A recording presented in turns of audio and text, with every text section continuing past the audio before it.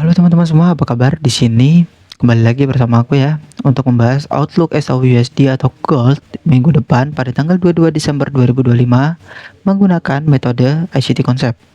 Ya dimana buat teman-teman semua yang mau belajar atau mau mendalami ICT Concept, kalian bisa ke TikTok aku atau ke YouTube aku.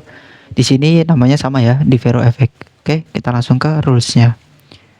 Oke, rules yang pertama kita menggunakan struktur market ya, itu di one day atau daily. Oke, ini untuk apa? Untuk menjelaskan di mana market itu akan bergerak dan kemana, IRL atau ERL, internal atau eksternal. Oke. Nah, untuk yang kedua itu ada PD array atau liquidity ya. Jadi kita mencari dua-dua ini, PD array dan liquidity di 4 jam atau 1 jam. Karena di time frame ini menurut aku liquidity-nya valid ya. Nah, untuk MSS atau sweep ya, MSS ini adalah market structure shift dan sweep ini untuk penyampaian liquidity. Jadi setelah sweep nanti kita mencari market structure shift-nya itu di M15 ya. Jadi ketika ada sweep di M15 kita menggunakan MSS juga di M15. Nah, untuk entry ya atau kita biasanya kan di M15 lebih besar tuh zonanya. Kita bisa menghasilkan zona untuk entry itu di M5 dan M1. Oke, seperti itu. Kita langsung ke outlook-nya aja. Langsung ke chartnya ya, di sini kita bisa melihat bahwa market SAUUSD itu bergerak naik. Ya, dari trendline-nya udah kelihatan bahwa dia bergerak naik. Lalu setidaknya draw liquidity kita itu terdekat di area sini. Ya kan? Yang menjadi likuiditas kita. Karena di sini juga terkumpul suatu area sell atau stop loss market ya yang melakukan sell itu di area sini. Nah, kalau kita lihat juga di sini itu dia melakukan break ke atas ya. Oke. Maka setidaknya nih kita bisa berekspektasi bahwa di sini akan melakukan pullback ya, antara nanti dia pullback dulu ke arah PD array di sini ya. PD array-nya di sini adalah fair value gap yang sesuai sama area break-nya. Jadi kita bisa berekspektasi bahwa market itu nanti turun dulu baru naik atau naik dulu baru turun. Nah, bisa naik dulu baru turun gini ya. Atau turun dulu baru naik. Jadi kita bisa lihat nanti di time frame lebih kecil. Oke, kita langsung zoom ke 4 jam untuk mencari PD array dan liquidity yang valid. Oke, kita udah ke time frame 4 jam. Yang kita lihat di sini adalah likuiditas ya, di area sini ada likuiditas. Nih, ini adalah liquidity. Kenapa aku bilang liquidity? Karena ini belum di break ya. Di sini sudah melakukan sweep sebenarnya, fair value gap ya di sini udah diambil sebenarnya guys. Untuk daily ya, tapi kita coba aja lihat nanti di penurunan atau breakdownnya gimana. Nah, di sini kalau kita mau turun, ini udah nggak valid karena apa? Dia walaupun ada buy SL ya atau buy set liquidity di sini, kita adain terjadi buy set, tapi di sini itu tidak ada market structure shift-nya atau shift terakhir itu tidak tertembus, malah menjadi likuiditas di sini. Oke. Tapi kalau kita lihat di sini tuh sebenarnya ada SMT ya. Oke, harusnya ada. Kita lihat ya.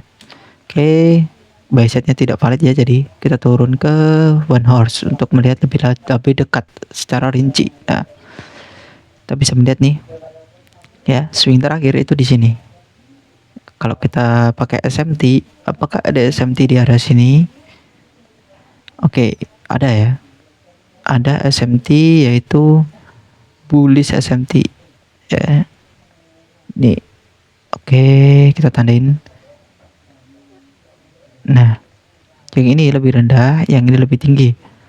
Jadi kesimpulan apa? Market itu akan naik atau turun walaupun tidak ada shift. SMT itu penanda bahwa market itu akan tetap naik. Oke, jelas ya. Oke, kita langsung hapus saja ini karena udah jelas ya.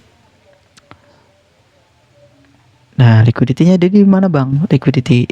Nah, liquidity-nya ya, PD area ada liquidity tadi udah jelas ya, dia satunya di 4 jamnya ada SMT, maka liquidity-nya itu di area atas tadi ya, di area sini juga liquidity. bisa untuk area take profit pertama, take profit pertama di sini, take profit pertama di area sini, take profit kedua di area sini. Oke. Sini ada SMT tadi, terus di sini juga ada sweep ya atau sell side. Di sini oke, ada sell side. Shiftnya mana bang? Shiftnya di area sini adalah swing terakhir melakukan shift liquidity. Nah, ini jadi shift di break dengan replacement candle meninggalkan gap ya. Jadi di area sini kita bisa pantau. Terus di sini juga ada TS, turtle soup ya. Jadi area turtle soup. Oke, kita turun ke time frame yang lebih kecil ya. Tapi sebelum itu aku mau ngukur di area sini tuh ada inversion fair value gap. Tapi udah di tag sebenarnya. Tapi kita lihat di sini tuh OB-nya di sini ya. Kita ukur pakai Fibonacci. Oke. Nah. Oke. 50%-nya di area sini ya. Jadi mana di sini juga 50%-nya dari rejection block harusnya mendekati. Turun ke time frame 15 untuk lebih dekatnya atau mencari MSS-nya. Nah, ini shift-nya juga di area sini guys. Jadi dekat ya. Nah, kalau perlu ditandain lagi shift-nya juga di time frame-nya di sini. Ini juga ada shift atau minor shift-nya. Nah, di sini ada minor shift. Oke. Nah, lalu apa yang kita akan cari bang? Nah, dia akan cari yang pertama kita menandai rejection karena di sini itu OB ya sebenarnya. Oke, mendekati ya. Oke, di sini mendekati area 50%-nya di time frame H4 tadi yaitu OB-nya juga. H1, sorry. Nah, setelah ini apa yang kita akan lakukan? Kita tunggu apakah di sini ada QM ya ataukah di sini ada market charter shift juga. Ya, kita tunggu besok. Tapi di sini kalau kita bisa lihat kalau memang market itu mau turun, setidaknya dia tidak merebalance ini atau dia cuma ngebreak ya. Karena di sini ada UB plus fair value gap yang valid. Oke. Nah, dia tidak boleh rebalance ini atau bolehnya ngebreak ya. Kalau dia rebalance ini, maka area atas ini pasti udah di sweep semua. Jadi tidak ada kesempatan dia bahwa market akan turun. Seperti itu ya. Nah, kita turun ke M5. Nah, kalau kita lihat juga di sini ya, areanya sesuai dengan QM. Quasimodo-nya di M15. Ya, di sini jadi kita bisa melihat di sini ada QM untuk area entry pertama kita. Terdekat, bukan untuk pertama nanti bisa dibilang pertama, bisa dibilang terdekat. Ini ada Quasimodo. QM level ya. Oke. Ini sesuai sama 50%-nya. Jadi untuk entry pertama itu di situ, terus di sini area smart money-nya. Ini area smart money ya. Nah, di sini adalah area smart money. Nah, jadi kita kalau mau nge-buy itu bisa di area QM sini, SL di area sini. Ini terlalu lebar ya. Oke. Bisa, cuman kalau kalian mau pakai 50%-nya ya di area sini juga bisa nih. Oke, karena ini terlalu panjang, kita bisa pakai area entryan sini. 50%-nya dari ini juga kita ukur juga. Oke, bentar kita ukur dulu.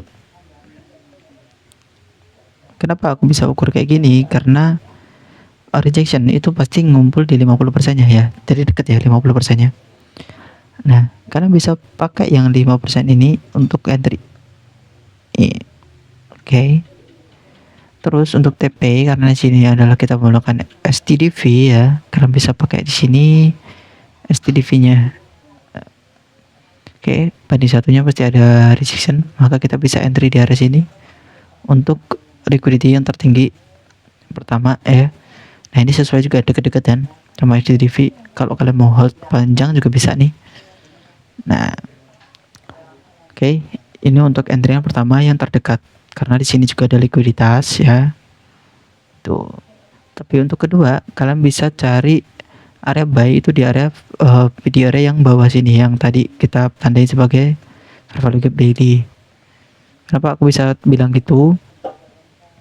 Karena liquidity udah terkumpul di area sini, walaupun di sini udah di tag dia naik ya, ada liquidity di sini juga. Maka menurut aku market harusnya mau nge-sweep area sini dulu. Makanya mungkin besok itu dia naik dulu ya, baru turun. Oke. Kalau kita lihat dari dekat di 15-nya tadi. Nah, oke, area entry kita tuh di bawah sini ada QM juga ya. Tapi QM-nya menurut aku nggak valid kalau kita pakai chart garis. Oke. Jadi itu aja. Mungkin target kita tetap di area 4381 ya. SL-nya 50 pips. Karena dari 3 ke 9 40 pips. Sorry. Nah, seperti itu ya. Thanks for watching. Semoga lancar untuk kedepannya. Bye bye.